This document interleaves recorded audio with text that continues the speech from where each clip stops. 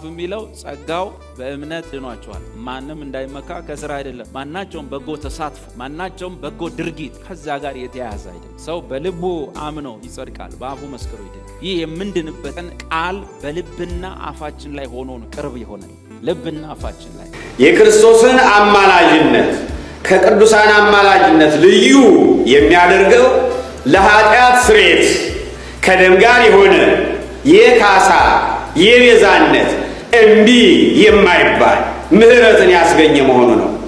ይህ የክርስቶስ ምልጃ ከደም ጋር የቤዛነት በመሆኑ የሰው ልጆችን የኃጢአት ዕዳ መደምሰሻ፣ በእግዚአብሔርና በእኛ መካከል የነበረውን የኃጢአት መጋረጃ መቅደጃ ማለት በሞላ ነገር ላይ አትጨምርም። ፉል በሆነ ነገር ላይ መጨመር ጤናማነት አይደለም። በእግዚአብሔር ፊት ለጽድቅ የሚሆን፣ በእግዚአብሔር ፊት ለመቀበል የሚሆን፣ በእግዚአብሔር ፊት ለመክበር የሚሆን ምን ልጨምሩ ነው? ለዚህ ነው መጽሐፍ ከበራችሁ አይልም ከእርሱ ጋር አከበራችሁ፣ ሕይወት ሰጣችሁ አይልም ከእርሱ ጋር ሕይወትን ሰጣችሁ። ነገር ሁሉ የተቆጠረው በክርስቶስ ነው።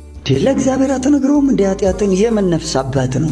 አህንና ሰውን ለመለየት መጥፎ በአሁኑ ሰዓት በከተማችን በእያንዳንዳችን ጋር ነግሶ ያለው ይኸው ኃጢአትን ለእግዚአብሔር ንገር ይላል።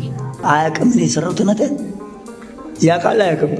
መስደብ አይደለም ይሄ እግዚአብሔርን አያውቅም። ልንገረው ኃጢአት ለካ አይ ኤርምያስ 23 ዛሬ አንድ የከተማን ፈሪሳዊ የከተማን ዕብራዊ እኮ እኛ ሀገር ገዳም ያለ ባህታዊ በጽድቅ አይደርስበትም። 5-6 ፓስተሮች ሆነን እኮ አንድ ዕብራዊ ሰው ከልጅነቱ ጀምሮ የኖረበትን የሕይወት ስታንዳርድ የለን። ከሕፃንነቱ ጀምሮ ሕጉን እያጠና በሙሴ ትምህርት ተኮትኩቶ ያደገ ገና በ12 በ13 ዓመቱ ዘዳግምን በቃሉ ያጠና ማህበረሰብ ነው ማስጠንቀቂያ የተሰጠው። ሕይወቱ በጣም ጥሩ ሆኖ ሳለ ጳውሎስ እንዲህ ያለ መስዋዕት ቀርቦ እንደዚህ ያለ ታላቅ መስዋዕት ቀርቦላል አንድ ጊዜ ባቀረበው ፈጸመ እየተባላችሁ እኔ ግን አይመስለኝም የምትሉ ከሆነ አንድ ጊዜ ቀደሳቸውን የዘላለም ፍጹማን አድርጓቸዋል እየተባለ ግን እንዴት በአንድ ጊዜ ለዘላለም የምትሉ ከሆነ ይልቁንስ ጳውሎስ እያስጠነቀቀ ያለው በሕይወታቸው ስለደከሙ ሰዎች ሳይሆን ብርታትና ብቃታቸውን ተማምነው የኢየሱስ ደም ብቻ ለመዳኔ ብቁ አይደለም ለሚሉ የተሰጡ ማስጠንቀቂያዎች ናቸው። እምነት አለኝ የሚል ስራ የለኝም ካለ ተቃራኒ ሐሳብ ነው እያለ ነው።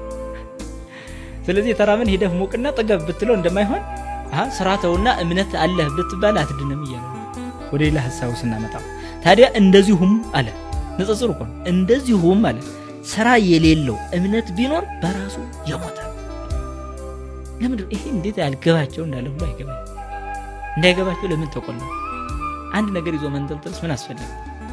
ወይ ሐዋርያው ቅዱስ ጳውሎስን መተው ወይ ሐዋርያው ቅዱስ ያዕቆብን መተው አያስፈልግም። ሁለቱም ቅዱሳን ሐዋርያት ናቸው።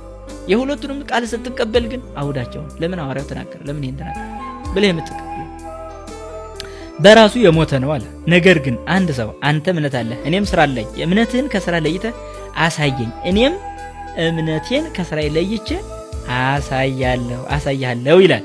በልጁ የሚያምን የዘላለም ሕይወት አለው። ፕሬዘንት ፖዚሽን። በልጁ የማያምን ግን የእግዚአብሔር ቁጣ በእርሱ ላይ ይኖራል እንጂ ሕይወትን አያይም ይላል አይደል? የእግዚአብሔር ቁጣ በእርሱ ላይ ይኖራል እንጂ። ልክ እንደዛ ሁሉ በኢየሱስ ያመነ ደግሞ አሁን ያ ሕይወት አለው። እውነቱን ልንገራችሁ፣ ቃሌን የሚሰማ በላከኝም የሚያምን የዘላለም ሕይወት አለው፣ ከሞት ወደ ሕይወት ተሻግሯልና በኃጢአቱ ምክንያት ለምን አይቀርብም? እኔ አልጻፍኩም የለውም። ያው ቃል ላይ አሁን እኮ ጥልቁስ ገብቼ መጣው የሚል መጽሐፍ፣ ሲኦልን ጎብኝቼ መጣው፣ ገሃነምን አይቼ መጣው የሚሉ ቅዠታሞች የጻፉት መጽሐፍ በ100 ብር ሊሸጥ ይችላል። አንዳንድ ሰውም እዚህ መካከል ላይ ያለ ማን ያውቃል? ምናልባት የሮሜ ማጥኛ አንዳንድ ሰው መጽሐፍ ቤት ይገባል። የሮሜ ማጥኛ መጽሐፍ ይላል። ሲያው ጽሁፍ ብቻ ነው አይገዛው። የገላትያ ማብራሪያ ሲያው ጽሁፍ ነው አይገዛው። ሲኦልን ጎብኝቼ መጣው የሚል ሲል ስንት ብር ነው ይላል። ለምን መጎብኘት ፈለግ? ከባህሪ ከተፈጥሮ ጋር አብሮ አይደል ማለት ማውራው ነገር አለ። ከሰይጣን ስልጣን ወይም ከጨለማ ስልጣን ያድነናል ይላል ቃሉ። ከጨለማ ስልጣን ወይም ከሰይጣን ስልጣን አዳነን ይላል፣ ያድነናል። አሜን። 100% ከሰይጣን ስልጣን ከጨለማ ስልጣን 100% ምን ሆነናል? ድነናል። ቀጥሎ ምን ይላል? ቤዛነቱንም እርሱንም የኃጢአታችንን ስርየት ወደ ተቀበልንበት ወደ ፍቅሩ ልጅ መንግስት ያፈልሰናል። ሃሌሉያ! ወደ ፍቅሩ ልጅ መንግስት ረዝም ብላችሁ አትስሙ በማለት ረተው ሞግቱ አፈለሰን የወደፊት ነው ያሁን አልቋል አይደለም። ስለዚህ አሁን ያለነው በፍቅሩ ልጅ መንግስት ውስጥ ነን አይደለም።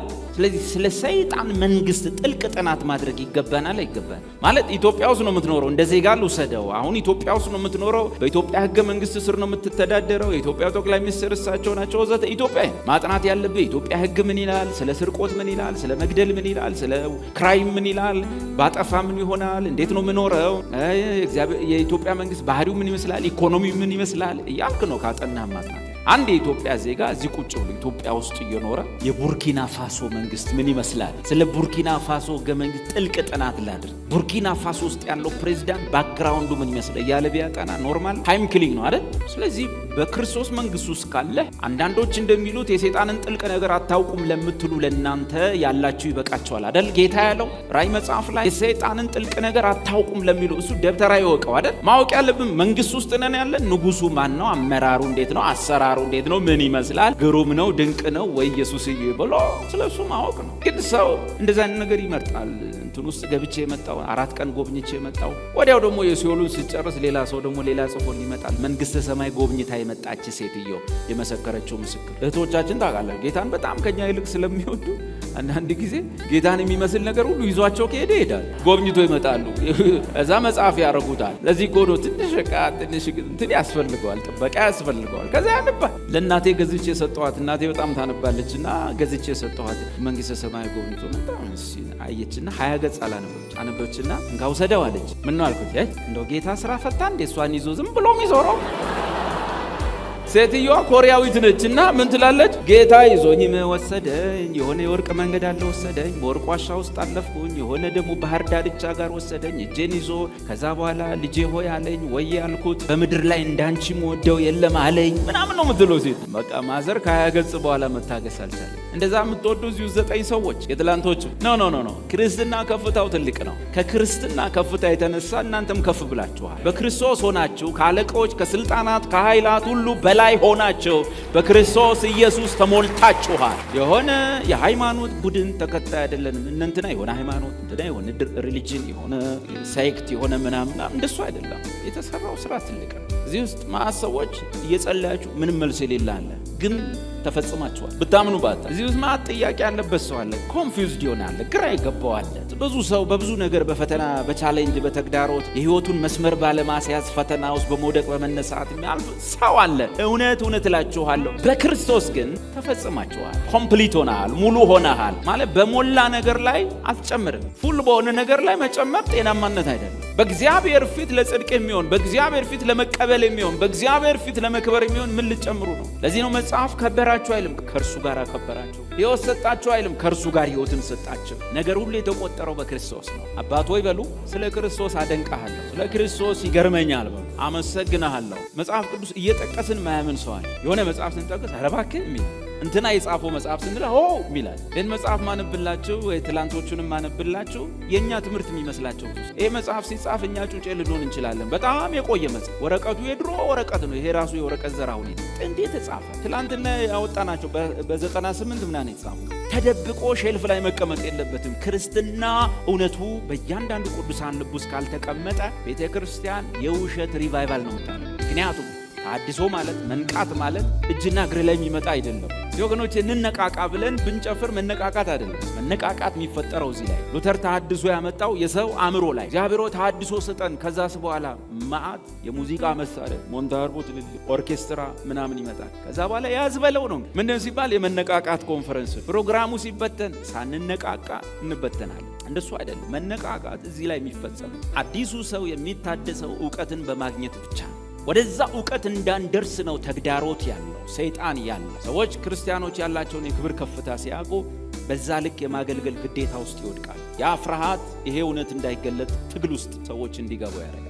ባጭሩ ለእውነተኛ አማኞች ያልተጻፉ መገለጫ ባህሪ ያላቸው እዛ ጋር የተጠቀሱ ሰዎች ሁሉ መገለጫ ባህሪ ያላቸው በኑሮ ድካም ስለደከመ አንድ ዳግም የተወለደ ሰው ፈጽሞ የሚያወሩት እንደውም አንዳንዶቹ በሕይወታቸው ጥራት አንደኛ ሆነው የዕብራውያን ክርስቲያኖችን ውሰድ የሕይወት ስታንዳርዳቸውን ዛሬ አንድ የከተማን ፈሪሳዊ የከተማን ዕብራዊ እኮ እኛ ሀገር ገዳም ያለ ባህታዊ በጽድቅ አይደርስበትም። 5-6 ፓስተሮች ሆነን እኮ አንድ ዕብራዊ ሰው ከልጅነቱ ጀምሮ የኖረበትን የህይወት ስታንዳርድ የለን። ከሕፃንነቱ ጀምሮ ህጉን እያጠና በሙሴ ትምህርት ተኮትኩቶ ያደገ ገና በ12 በ13 ዓመቱ ዘዳግምን በቃሉ ያጠና ማህበረሰብ ነው ማስጠንቀቂያ የተሰጠው። ህይወቱ በጣም ጥሩ ሆኖ ሳለ ጳውሎስ እንዲህ ያለ መስዋዕት ቀርቦ እንደዚህ ያለ ታላቅ መስዋዕት ቀርቦላችሁ አንድ ጊዜ ባቀረበው ፈጸመ እየተባላችሁ እኔ ግን አይመስለኝም የምትሉ ከሆነ አንድ ጊዜ ቀደሳቸውን የዘላለም ፍጹማን አድርጓቸዋል እየተባለ ግን እንዴት በአንድ ጊዜ ለዘላለም የምትሉ ከሆነ ይልቁንስ ጳውሎስ እያስጠነቀቀ ያለው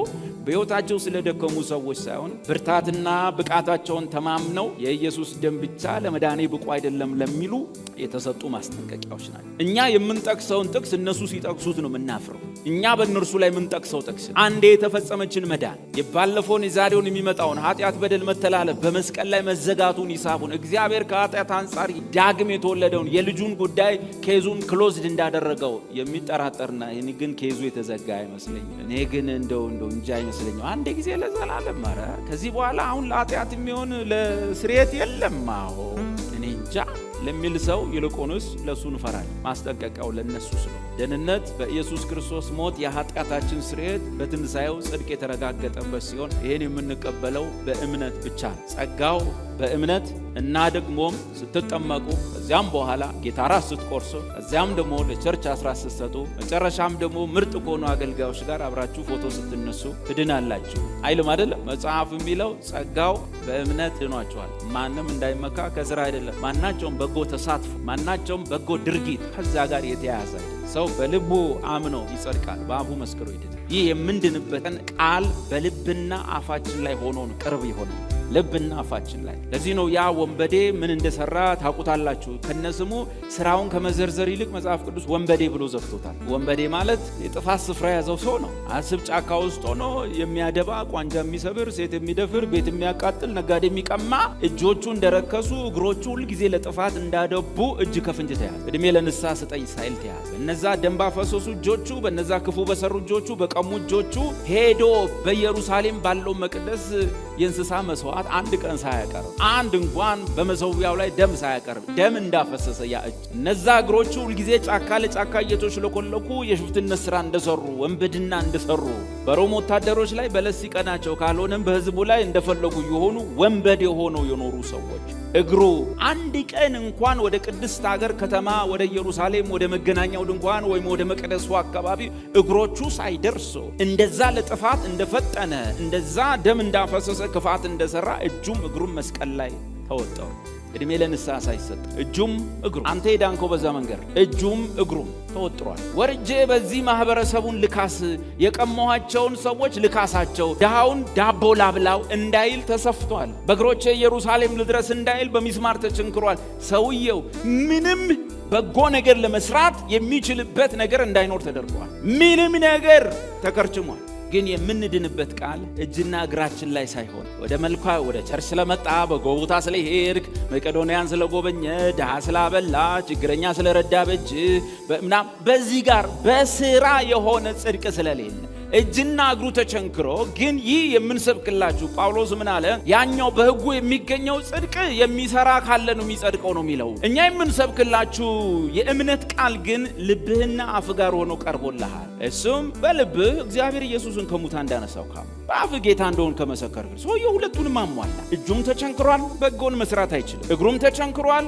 ወደ ቅድስ ስፍራ መሄድ አይችልም። በጣም በደል ውስጥ እንዳለ ነው ለንስሐ የሚሆን ነገር ሳይሰጠው የቀረ። ከሁሉም የከፋው እንደሆነ ታውቃላችሁ? ይህ ሰውዬ ማለዳ ላይ ከተሰቀሉበት ጊዜ ጀምሮ ምናልባት ለ3 ሰዓታት ያህል ጌታ ኢየሱስን ይሰድብ ነበር። ምናውቀው ብዙ ጊዜ አንደኛው እንደሰደበ ነው። ግን ወንጌላት የሚናገሩት ማቴዎስም ማርቆስም የሚናገሩት ሁለቱም ይሰድቡት ነበር ነው። ሁለቱም ይሰድቡት ነበር ነው። ከዛ ምን አይነት ሰው እንደሆነ ታውቃላችሁ? እንዳለ ብልሽት ያለ እንደሆነ ታያለ። በአካሉም በልቡም በሐሳቡም ምን ያህል ዲፋይል እንደሆነ ታያለ። እንደዛው እንደሆነ ተቸንክሮ የእግዚአብሔርን ልጅ ማቴዎስም ማርቆስም ጽፈውታል። ይሳደቡ ነበር። ሁለቱም እንደዛ እያሉ ይሰድቡት ነበር። የሆነ ሰዓት ላይ ግን አብሮት መጣ። የሆነ ሰዓት ላይ ግን ኢንላይትመንት መጣ። ልክ በጨለማ ሳለን በጥፋት ሳለን ለኔና ላንተ እንደመጣው አይነት ኢንላይትመንት መጣ። ዘሴም ኢንላይትመንት ለዛ ሰው መጣ። ሲመጣ ንግግሩ ሁሉ ተቀየረ። ስለምን ትሰድበዋለህ ብሎ ራሱም ይሳደብ ነበር። ማቴዎስ መቼስ አይዋሽም፣ የዓይን ምስክር ነው። ማርቆስም አይዋሽም፣ ሁለቱም ይሰድቡት ነበር ነው የሚለው። ከሆነ ሰዓት በኋላ ግን አቤት የእግዚአብሔር ምርጫ፣ አቤት የአብ ምርጫ!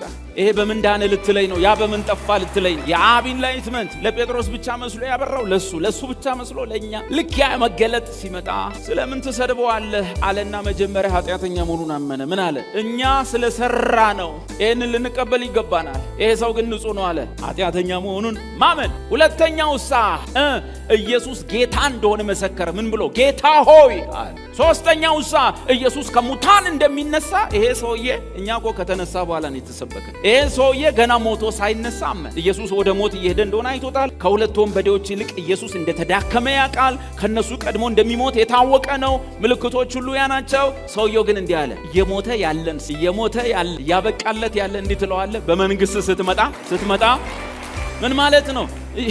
ይሄ እየሞተ ያለው ሰውዬ ሞቶ አይቀርም፣ ይነሳል፣ ንጉሥ ሆኖ ይመጣል። ገብቷል? በልቡ አመነ።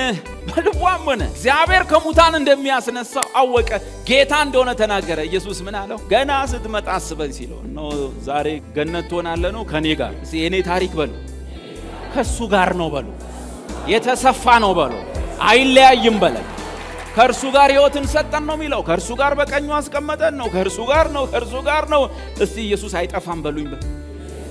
ኢየሱስ አይጠፋም በሉኝ። ልክ ኢየሱስን ሌላ ቦታ አስቀምጣ። አንተ የራስህ ክርስቲያን ጌታው እንዴት ነኝ? ከክርስቶስ ጋር አንድ ትሆኑ ዘንድ የተጠመቃችሁ ሁላችሁ ክርስቶስን ለብሳችሁታል። ከክርስቶስ ጋር አንድ ላይ ትሆኑ ዘንድ የአካሉ ብልት ትሆኑ ዘንድ ትገጠሙ ዘንድ የተጠመቃችሁ ሁሉ ክርስቶስን ለብሳችሁታል። እስቲ መልኬ ክርስቶስ ነው በሉ። በአብ ፊት በሉ።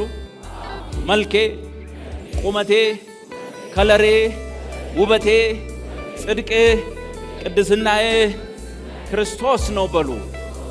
ሙሴም በምድረ በዳ እባብን እንደሰቀለ እንዲሁ በእርሱ የሚያምን ሁሉ የዘላለም ሕይወት እንዲኖረው የሰው ልጅ ይሰቀል ይገባዋል። አቤት!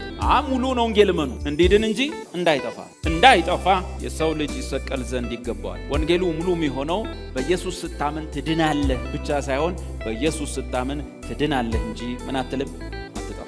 ሙሉ ወንጌል ይሄ ሰውን ከሃይማኖቱ ወደኛ ለማምጣት ሰውን ከየቤተ እምነቱ ለማምጣት ብቻ መንገድ ላይ ወይም ሰፈርም ይሁን የትም ቦታ መዳን በኢየሱስ ነው፣ በኢየሱስ ካመን ትድናለህ። ኦኬ እሺ፣ እኔ እኮ ግራ ገብቶኝ ነበረ፣ ገሃነም ፈርቼ አምናለሁ። ድናሃል። ኦ ሃሌሉያ! አጨብጭቡ፣ እቀፉት ተባለ። ከመጣ በኋላ ትንሽ ሲቆይ የዳንክ እንዳይመስል ወገኖቼ፣ እኔም ፈራለሁ። እንዴ ባለፈው ያመጡኝ ምን ብለው ነው?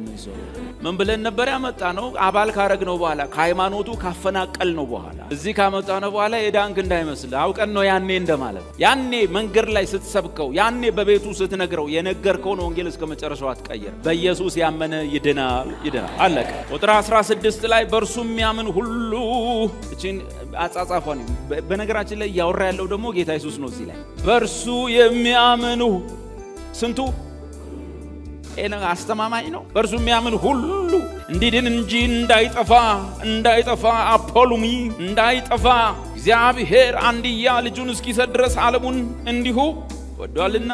ዓለም በልጁ እንዲድን ነው እንጂ በዓለም እንዲፈርድ እግዚአብሔር ወደ ዓለም አላከውምና በእርሱ በሚያምን አይፈረድበትም ይላል አይደል?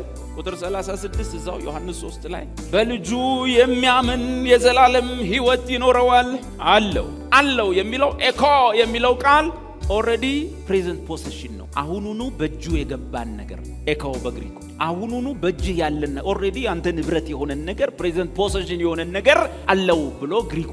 በእኛም አለው እንደዛ ነው አይደል? አበበ 100 ብር አለው ስንል ምንድን አለው ስንል ወደፊት ይኖረዋል ነው። ኦልሬዲ በሰውየው እጅ ላይ ኦልሬዲ ሰውየው አግኝቶ በእጁ ላይ 100 ብር አለና፣ ይሄኛው በልጁ የሚያምን የዘላለም ሕይወት አለው ፕሬዘንት ፖሴሽን። በልጁ የማያምን ግን የእግዚአብሔር ቁጣ በእርሱ ላይ ይኖራል እንጂ ሕይወትን አያይም ይላል አይደል? የእግዚአብሔር ቁጣ በእርሱ ላይ ይኖራል እንጂ። ልክ እንደዛ ሁሉ በኢየሱስ ያመነ ደግሞ አሁን ያ ሕይወት አለው።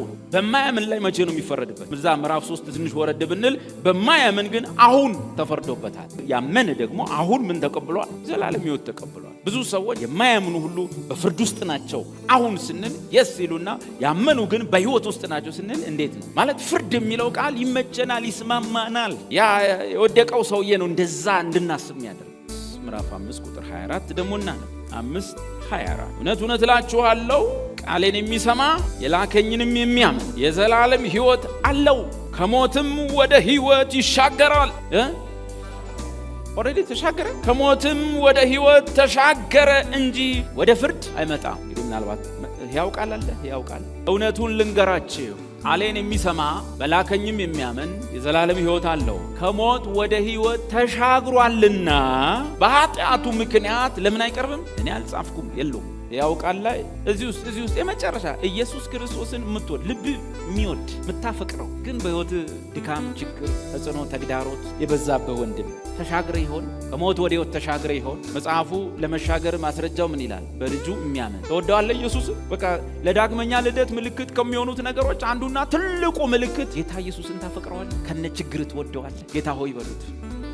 መሐላችን ያለው የእግዚአብሔር ልጅ ኢየሱስ 2-3 ሆናችሁ በስሜ በምትሰበሰቡበት እኔ ከእናንተው ጋር በመካከላችሁ አለው ያልከን የእግዚአብሔር ልጅ ኢየሱስ ሆይ የኔ ውበት የኔ መልክ ከነ ችግሬ እወድሃለሁ፣ ከነ ጉድለቴ እወድሃለሁ፣ ከነ ድካሜ እወድሃለሁ፣ ከነ ጥያቄዎቼ እወድሃለሁ፣ አፈቅርሃለሁ ኢየሱስ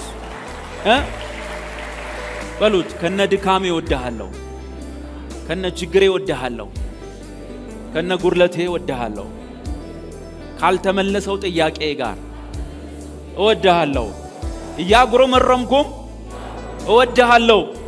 እንደምወድ ደግሞ አንተ ታውቃለህ ኢየሱስ።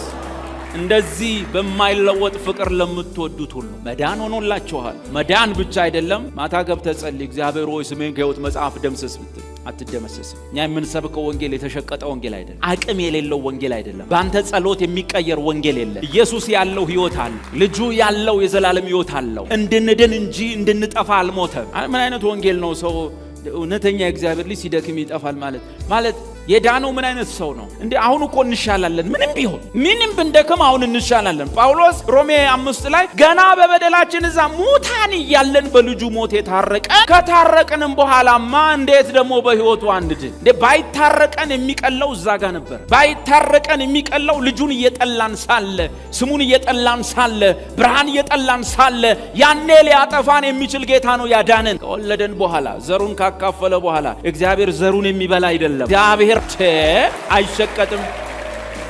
ወንጌል አይቀየርም። ወንጌል አይለወጥ። እውነት እውነት እላችኋለሁ። ምን ማለት ነው? እውነት እውነት እላችኋለሁ። እውነት እውነት እላችኋለሁ ለምን አይነት ሰው እንደሚነገር ታውቃለህ? ለማመን ለሚከብደው ሰው። ለማመን ለሚከብደው ሰው እውነት እውነት እላችኋለሁ። እኛ ሀገር ላይ ብታመጣ መሰለ ብታምንም ባታምን አመን ካላመንክ እንደማለት። አመን ካላመንክ እግዚአብሔር በነፃ መዳንን ያለምንም ስራ መጽደቅን በሐዋርያት ሥራ መጽሐፍ ላይ የተናገረው ምን ብሎ እንደሆነ ታውቃላችሁ? እናንተ ማታምኑ ስሙ፣ እዩ፣ ስሙ፣ ጥፉም። ምን ነው አሉት? በዘመናችሁ ማንም ቢተርክላችሁ ልታምኑ የማትችሉትን ታላቅ ስራ እንሰራለን። ሐዋርያት ሥራ ላይ በጸጋ ስለመዳን ነፃ ስለመዳን ማንም ቢተርክላችሁ ለማመን የማትችሉትን ታላቅ ነገር አደርጋለሁ ተብሎ እንደተጻፈ ማንም ሰው ሕግን በመጠበቅ ሳይሆን በእምነት ብቻ እንደሚጸድቅ እወቁ።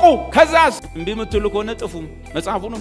ማንም ቢተርክልህ የማታምነው ታላቅ ስራ በዘመናችሁ አደርጋለሁ። እግዚአብሔር ልጁን አንጠልጥሎ እሱን ስራ ሰራ። ያ ልጅ እዛ ላይ የቃተተ እየጮኸ ለምን እያለ እየጮኸ እግዚአብሔር ይህን ታላቅ ማንም ቢነግረን ለማመን የሚከብድን ስራ ሰራ። በሕግ ልትጸድቁበት ከማትችሉት ነገር ግን በእርሱ የሚያምን ሁሉ እንዲጸድቅ ይህ በእናንተ ዘንድ የታወቀ ይሆን፣ አለዚያ ደግሞ ማታምኑ ከሆነ ጥፉ ተባለ። አየህ፣ እግዚአብሔር በዚህ ዘመን ማንም ቢተርክላቸው ወይም ቢተርኩላቸው ለማመን የሚከብዳቸውን ታላቅ ስራ ሰርቷል። እሱም ምንድነው? ባህርን መክፈሉ ነው። አሜን፣ አቤት! ኢኮኖሚህን መቀየሩ። እግዚአብሔር ማንም ቢተርክላችሁ ለማመን የሚከብድን ስራ ሰርቷል። ምን? በመቅደሱ በራፍ ላይ ተቀመጠን የስንት ዓመት ሽባ ተመነሳና ተመላለስ አሉት። እየጨፈረ እየዘመረ እግዚአብሔርን እያከበረ ሮጠ።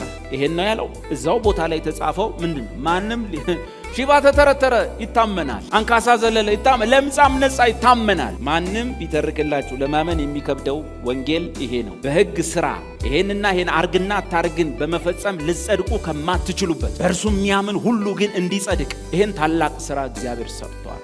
ሳይቀነስ ሳይሸቀጥ ትንሽም ቢሆን እግዚአብሔርን መፍራት የለም። ሰው እግዚአብሔርን ለምንድን የማይፈራው? ለምንድን ነው ይሄን ማለት? እኛ እኮ ትላንት ነው የመጣ ነው ወንጌል 2000 ዓመቱ። ለምንድን ነው የሚቀጥነው? ለምንድን ነው ዋጋ መክፈል ምን ፈራው? ማክሲመም በኔ ላይ የሚደርሰው ነገር መሰለህ ስሜን ሙልጭ፣ ውሸት፣ ፈጠራ ምናምን ይመጣል። ገና እንጠብቃለን። ሙልጭ አለ በቃ ውሸት። አንዳንዱ ሰው መልኬን ሳያውቁ ሊያወራ አሁን እንደው አውቀዋለሁ። አንድ ስብሰባ ላይ ሰውየው ያሙኛል። ስብሰባው ገና አልተጀመረም እና የሚገርመው እኮ እኔ አውቀዋለሁ፣ እኔ አካባቢ ነው ያደገው ምናምን ይላሉ። ትልቅ ሰው ናቸው። የሚሰበስበው ሰውዬ ደግሞ እኔን ስለሚያጨነቀው እየዋሹ ነው። ትልቅ ሰው ናቸው እና በቃ አንድ ቀን መክሬው ሁሉ እሺ አባቴ ብሎኝ ምናምን ይላሉ። ከዛ ስብሰባው ይጀመር ተባለ። ስብሰባው ይጀመር ሲባል የታለ ልጁ አሉ። ያው እሱ እኮ ነው አጠገቡ። መልኬንና ስምን እንኳን ሳያውቅ ሰው በሁለት ጸጉሩ ሊዋሽብ ይችላል። ግን ሁላችንም በፍርድ ወንበር ፊት እናልፋለን።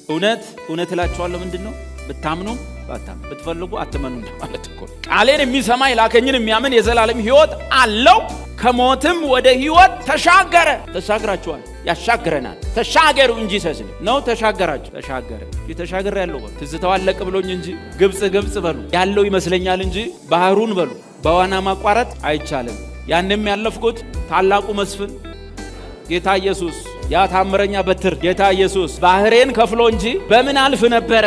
አሁንም በሉ አለቃ ሾሜ ወደ ኋላ ልመለስ ብል ባህሩ ተዘግቷል።